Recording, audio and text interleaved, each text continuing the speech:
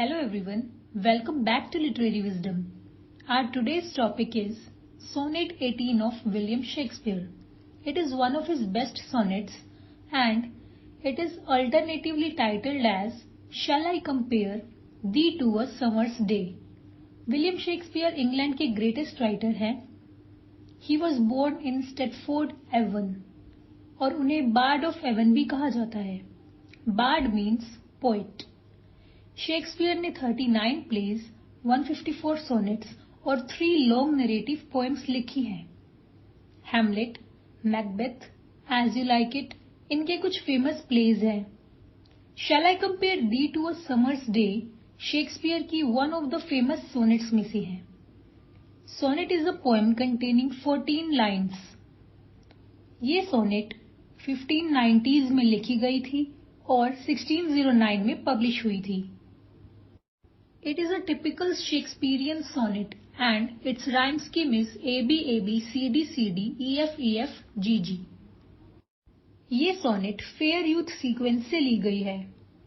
इस पोएम में पोएट एक एनोनिमस पर्सन की ब्यूटी को प्रेज करता है and it is also believe that कि ये पोएम और फेयर यूथ सीक्वेंस शेक्सपियर ने अपने फ्रेंड अर्ल ऑफ साउथहैम्पटन को डेडिकेट की है. Now, let's start the explanation of the sonnet. Shall I compare thee to a summer's day? Thou art more lovely and more temperate. Rough winds do shake the darling birds of May, and summer's lease hath all too short a date.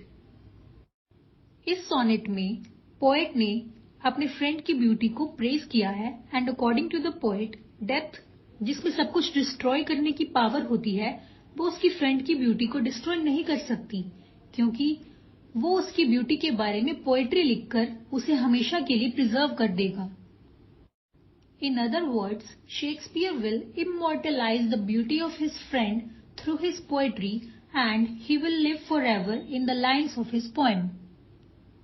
Shakespeare कहते हैं कि क्या उन्हें अपने friend की beauty को warm summer से compare करना चाहिए. बिकॉज अकॉर्डिंग टू शेक्सपियर उनके फ्रेंड और सन में एक्चुअल कंपैरिजन है ही नहीं और उनकी फ्रेंड समर डे से ज्यादा लवली और काम है. He says that summer season में स्ट्रॉन्ग विंड्स चलती हैं जो स्वीट बर्ड्स को डिस्ट्रॉय कर देती हैं, जो आगे चल के एक प्लांट में कन्वर्ट होते, और समर सीजन का स्पैन या टाइम पीरियड बहुत ही कम होता है. Summer is short.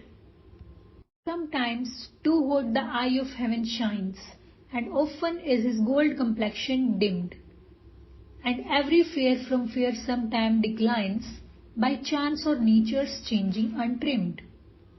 According to the poet, summer season में सन बहुत ब्राइटली शाइन करता है और कभी-कभी क्लाउड्स की वजह से धूप की सुनहरी किरणें ढक जाती हैं.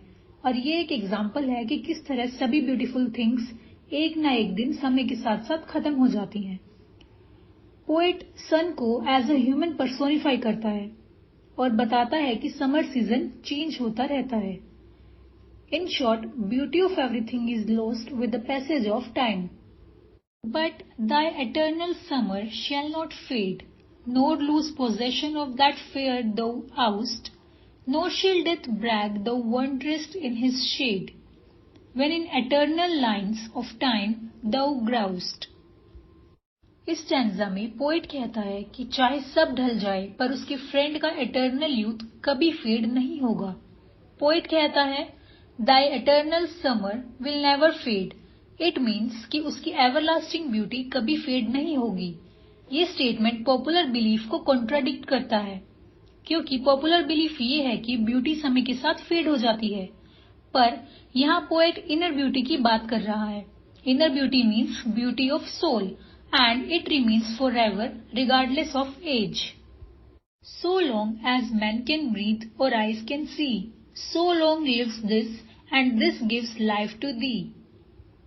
According to the poet, death भी उसे कभी मिटा नहीं पाएगी because वो पोएट की इन वर्सेस के थ्रू इमोर्टल हो गया है और टाइम भले ही कितना बीत जाए उसकी इन पोएम्स को लोग पढ़ते रहेंगे और उसके फ्रेंड के बारे में भी लाइन्स मेंशन होती रहेगी जिससे वो इमॉर्टल हो जाएगा.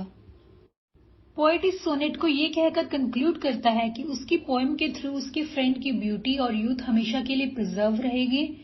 और हम इस सोनेट को ये कह के कंक्लूड कर सकते हैं कि पोएट ने इस सोनेट में अपने फ्रेंड की ब्यूटी को तो प्रेज किया ही है, पर उसके साथ साथ उसने अपनी पोएम्स और पोएटिक क्वालिटीज को भी प्रेज किया है।